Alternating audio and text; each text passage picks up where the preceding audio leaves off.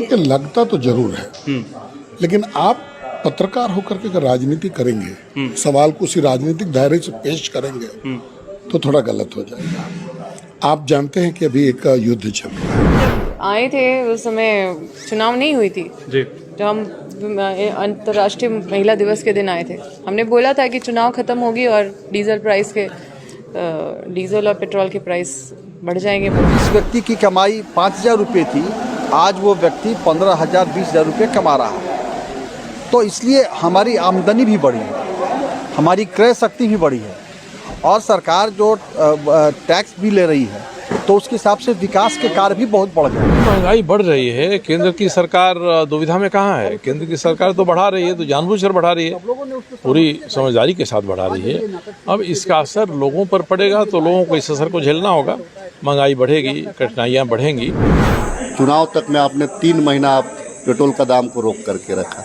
चुनाव यूपी चुनाव जैसे 4 राज्य का चुनाव खत्म होता है, आप बढ़ा देते हैं। आप समझते हैं इसका मतलब? या तो हो सकता है कि आपके बाल बच्चे नहीं हैं, आपका परिवार नहीं है। मैं बात करूंगा कि रसोई गैस के मतलब कि जो रसोई के सामान है, चाहे वो खाद्य तेल की बात करें, चाहे वो किसी भी प्रकार के दाल दलहन की बात करें, वो सारे चीज़ों का जो रेट है वो चरम पर है। अच्छा, मेरा सवाल ये है कि जो प्राइवेट सेक्टर में जॉब करते हैं, जिनका जो महीना है वो 7,000 है, 8,000 है, 10,000 है, वो उन पर इस चीज़ का बोझ नहीं पड़ रहा है क्या लगता है? से उन लोगों ने, और स्मृति ईरानी जिस प्रकार से नृत्य कर रही थी, जिस प्रकार से गैस का सिलेंडर और कद्दू और वगैरह वगैरह को लेकर के आप, या हमारे सुषमा स्वराज जी और अरुण जेटली जी जिस प्रकार से धरना प्रदर्शन कर रहे थे, आखिर वो क्या हो, मतलब वो ड्रामा। नमस्कार। जिस तरह से पूरे देश में महंगाई चरम सीमा पर है, उसका एक बड़ा उदाहरण जो है वो रसोई गैस की बात कर ले आप, 1,000 रुपए सिलेंडर पार हो गया। आज हमारे रांची की बात करें, 102 रुपये 60 पैसे पेट्रोल का दाम हो चुका है। यानी कि जो दाम लगातार 3 महीने से स्थिर था, वो अब बढ़ना शुरू हो चुका है। 5 राज्यों के चुनाव थे, और जाहिर सी बात है कि जिसको ध्यान में रखते हुए जो पेट्रोल डीजल के प्राइस थे उसको रोका गया था, लेकिन अब जो है वो बढ़ना शुरू हो चुके हैं। गैस के दाम में भी जो है 50 रुपए का बढ़ोतरी किया गया है। इसी तरह से खाद्य तेल की बात करें, ये सारे चीजें जो है वो बढ़ रहे हैं। किसी भी सेक्टर में आप चले जाइए, महंगाई चरम पर है। इन सारे सवालों का जवाब जब हमने विधायकों से पूछा, जो जनप्रतिनिधि आप चुनकर भेजते हैं अपने इलाकों से, तो उन्होंने क्या जवाब दिया। एक चीज मैं आपको और बताना चाहूंगा, सेंट्रल में जो बीजेपी की सरकार है, जब हमने बीजेपी के विधायकों से यह सवाल किया कि महंगाई पर उनका क्या प्रतिक्रिया है, महंगाई को वो कैसे देख रहे हैं, बढ़ती महंगाई वाकई है या नहीं है, उनको क्या लगता है, गोल मटोल उन्होंने जवाब दिया। और उन्होंने ये बताया कि किसी ने बताया कि रूस यूक्रेन में जो लड़ाई चल रहा है उसकी वजह से जो है तेल महंगे हो रहे हैं, तो किसी ने बोला कि विकास की वजह से जो है महंगाई चरम सीमा पर जा रही है, किसी ने कहा कि रोजगार बढ़ रहा है इससे। तो ये आप तय कीजिए ये वीडियो देखने के बाद में, और ये आप खुद डिसाइड कीजिए कि क्या वाकई ये जो जनप्रतिनिधि है जिनको आप चुनकर विधानसभा भेजते हैं, ये क्या बढ़ती महंगाई पर जो इनका जवाब है वो कितना सकारात्मक है। सेंट्रल से तो अभी लगातार जो है वो महंगाई बढ़ रही है, ये किसी से छिपा नहीं है। चाहे वो सत्ता पक्ष के विधायकों से मैंने ये सवाल किया, चाहे वो विपक्ष से। सवाल ये है कि जिस तरह से जो है खाने के तेल से लेकर के पेट्रोल डीजल के दाम जो बढ़ रहे हैं, सेंट्रल को कहीं ना कहीं इस पर जो है विशेष ध्यान देने की जरूरत है। ऐसा आपको लगता है कि नहीं लगता, ये बताइए। लगता तो जरूर है, लेकिन आप पत्रकार होकर के अगर राजनीति करेंगे, सवाल को उसी राजनीतिक दायरे से पेश करेंगे, तो थोड़ा गलत हो जाएगा। आप जानते हैं कि अभी एक युद्ध चल रहा है जी, और पेट्रोल और डीजल का दाम क्यों बढ़ रहा है, ये आपको समझने की जरूरत है। और आपको ये भी समझने की जरूरत है कि किस तरीके से भारत ने रूस से तेल खरीदा है ताकि एबनॉर्मली नहीं बढ़े। भारत सरकार ने जो इंडस्ट्रियल कंज्यूमर थे उनके लिए 25 रुपये डीजल का दाम बढ़ा है, लेकिन लोगों पे ये कम बढ़ा। तो आप अगर प्रेस के लोग अगर पॉलिटिकल पार्टियों की तरह बिहेव करके उस तरीके से क्वेश्चन को पुट करेंगे, तो जनता के लिए सनसनीखेज तो जरूर होगा। दाम बढ़ रहा है, लेकिन किस परिवेश में बढ़ रहा है ये भी आपको देखना चाहिए। पर विशेष करके डीजल और पेट्रोल के दामों में आपको तो ये सराहना करनी चाहिए थी कि वर्तमान वैश्विक परिवेश में जो भारत सरकार ने जो दाम कंट्रोल किया है अपनी सूझबूझ से और अपने कनेक्शन से, ये काबिले तारीफ है। मनीष जी, ये तो बात सही है, मैं इससे सहमत हूं कि आप जो कह रहे हैं रूस यूक्रेन की बात करें, उससे पहले अगर जो महंगाई जिस तरह से चरम पर थी, उसका कारण क्या हो सकता है? मैं बात करूंगा कि रसोई गैस के मतलब कि जो रसोई के सामान है, चाहे वो खाद्य तेल की बात करें, चाहे वो किसी भी प्रकार के दाल दलहन की बात करें, वो सारे चीज़ों का जो रेट है वो चरम पर है। अच्छा, मेरा सवाल ये है कि जो प्राइवेट सेक्टर में जॉब करते जिनका जो महीना है वो 7,000 है, 8,000 है, 10,000 है, वो उन पर इस चीज़ का बोझ नहीं पड़ रहा है क्या लगता है आपको? नहीं, महंगाई का बोझ सभी पे पड़ता है और सबसे ज़्यादा इसमें मिडिल क्लास के लोग ही परेशान होते हैं। इसमें दो मत नहीं है, लेकिन जो परिस्थितियां हैं, देखिए, जब भी जो इम्पोर्ट बेस्ड चीज़ें हैं, आपको पता है कि हम लोग 1,35,000 टन तेल जो है आयात करते हैं जी। और जो भी चीज़ अभी आयात होगा तो हम डॉलर के प्राइसेस पे कोई क्राइसिस होगा वैश्विक, तो उस पर इस पर प्रभाव पड़ेगा ही पड़ेगा।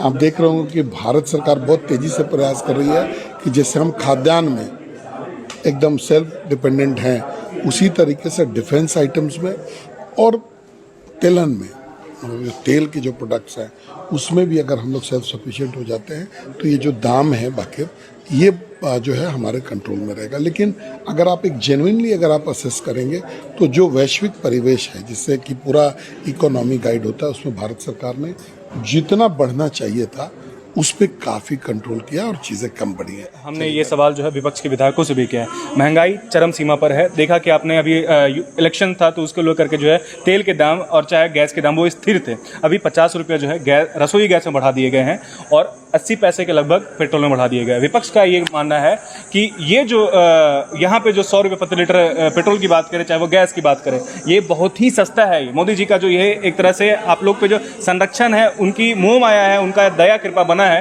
कि यहाँ पर अभी इतना सस्ता है। बांग्लादेश में देखेंगे तो 250 रुपये पेट्रोल है। तो उन्होंने कई तरह के जो है ऐसे उदाहरण दिए। आप कैसे देख रहे हैं? क्या लगता है आपको कि महंगाई है वाकई? देखिए, एक चीज़ है, अंधभक्ति की कोई सीमा नहीं है। और मोदी जी, मैं समझता हूं कि मोदी जी जो बोलेंगे उनके अंधभक्त उसी को प्रचार करेंगे। अगर वो बोलेंगे कि एक जूता पहन करके दूसरे जूते को सर पे रखो तो उनको वो किस्मत मान पड़े समझेंगे। देखिए, मैं समझता हूं कि आप चुनाव तक में आपने 3 महीना आप पेट्रोल का दाम को रोक करके रखा। चुनाव, यूपी चुनाव जैसे 4 राज्य का चुनाव खत्म होता है, आप बढ़ा देते हैं। आप समझते हैं इसका मतलब? या तो हो सकता है कि आपके बाल बच्चे नहीं हैं, आपका परिवार नहीं है, इसीलिए आप नहीं समझने का प्रयास करते। एक एक लोगों से पूछिए, मध्यम वर्गीय लोगों से पूछिए, गैस का दाम बढ़ता है तो उनका बजट का स्थिति क्या रहता है। पेट्रोल का दाम बढ़ता है तो उनका बजट कैसे। पेट्रोल का दाम बढ़ने से जो बच्चे बस में जा रहे हैं उनका किराया बढ़ेगा। पेट्रोल का दाम बढ़ने से जो बच्चे प्राइवेट स्कूल में जा रहे हैं उनका फ़ी बढ़ेगा। पेट्रोल और रसोई गैस का अगर दाम बढ़ने से, देखिए, आपका सब्जी जितना खुदरा जो हम दाल चावल इसमें प्रभाव पड़ेगा। तो इसीलिए देखिए, मुझे लगता है कि इन लोगों ने कभी रसोई को देखा नहीं है। पका पकाया इन लोग खाए हैं, पका पकाया खाए हैं, क्योंकि नली का गैस से इन्होंने खाना बनाया है। इसीलिए उनको घर की जो स्थिति होती है वो समझ में नहीं है। और ये लोग जो अंधभक्ति की बात कर रहे हैं कि ये मतलब बढ़ा नहीं है, तो मैं कहना चाहता हूँ कि 2014 में आपने कहा था, आज स्वर्गीय सुषमा स्वराज जी नहीं है, अरुण जेटली जी नहीं है, जिस प्रकार से उन लोगों ने और स्मृति ईरानी जिस प्रकार से नृत्य कर रही थी, जिस प्रकार से गैस का सिलेंडर और कद्दू और वगैरह वगैरह को लेकर के आप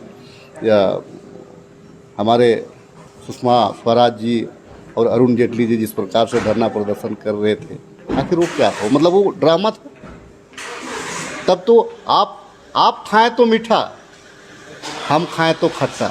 मतलब आप में जो हठधर्मिता की हद होती है और आप में जो लोगों को बेवकूफ़ बनाने की एक हद होती है, समय सीमा होता है। आप इतने ज़्यादा देखिए, इनके पास में कोई मुद्दा नहीं रहा। यूपी में भी इन्होंने विकास के नाम पे चुनाव नहीं लड़ा। अंतिम आते इन्होंने जात पात और धर्म पे ये इन्होंने क्या नारा दिया?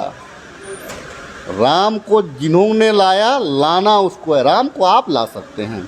अरे अब कुछ दिन तो ऐसे होगा कि मोदी और योगी को, जो अंधभक्त हैं, संत को। सेंट्रल पे थोड़ा सा आते हैं सर।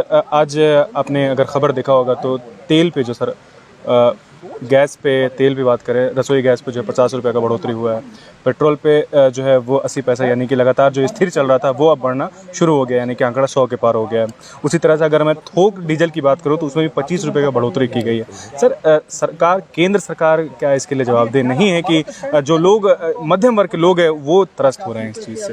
नहीं, महंगाई बढ़ रही है, केंद्र की सरकार दुविधा में कहाँ है? केंद्र की सरकार तो बढ़ा रही है, तो जानबूझकर बढ़ा रही है, पूरी समझदारी के साथ बढ़ा रही है। अब इसका असर लोगों पर पड़ेगा तो लोगों को इस असर को झेलना होगा। महंगाई बढ़ेगी, कठिनाइयाँ बढ़ेंगी।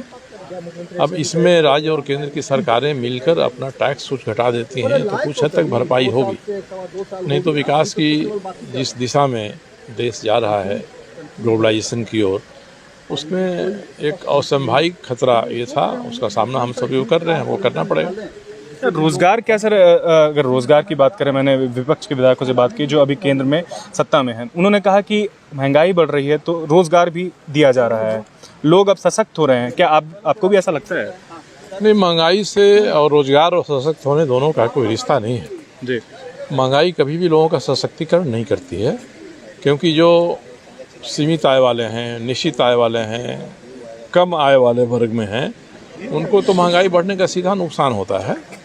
कुछ ऐसे लोग हैं जिनकी आमदनी भी बढ़ रही है, फैक्ट्री में मुनाफा बढ़ रहा है, काम में मुनाफा बढ़ रहा है, या जो किसी सरकारी नौकरी में, अस्थायी नौकरी में है, उनको बहुत असर उन पर नहीं पड़ेगा, मगर जो मेजॉरिटी बहुसंख्यक लोग हैं उन पर तो इसका बहुत बुरा असर पड़ेगा। सर, एक जवाब मुझे आया कि विकास तेज़ी से बढ़ रहा है, जिसको लेकर के महंगाई जो है कारण बन रहा है। आप भी ऐसा मानते हैं कि क्या विकास ही कारण है जो महंगाई की वजह से जो है देश विकास कर रहा है? उसको विकास नहीं कर सकते हैं आप।